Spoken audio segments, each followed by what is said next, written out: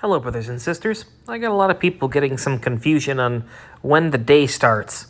So according to the Bible, a day starts in the evening, then ends in the evening, beginning a new day. The darkness ends in light.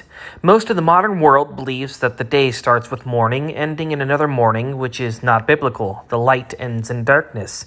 In Genesis 1:3-5, it states, "Then God said, 'Let there be light,' and there was light. And God saw the light was good. Then he separated light from darkness. God called the light day, and the darkness night. And evening passed, and morning came, marking the first day."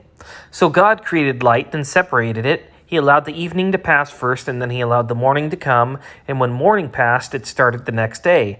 First came the darkness of the evening, and then the morning came, before the darkness came about again, starting the next day. In Exodus, it details how to celebrate Passover, the Feast of Unleavened Bread, from the evening of the 14th day to the evening of the 21st day, thus completing a full 7 days.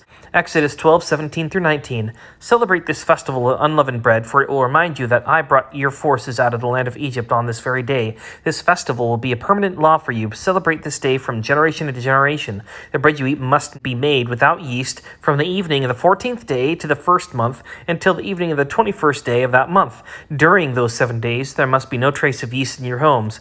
Anyone who eats anything made of yeast during this week will be cut off from the community of Israel. These regulations apply both to the foreigners living among you and the native-born Israelites."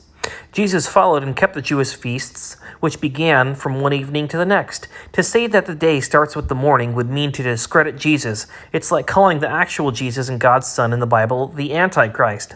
Jesus was crucified on the Passover day during daylight hours, but the Jews wanted to have his body off the cross before the start of the Sabbath. The Sabbath began that evening. John 19:31.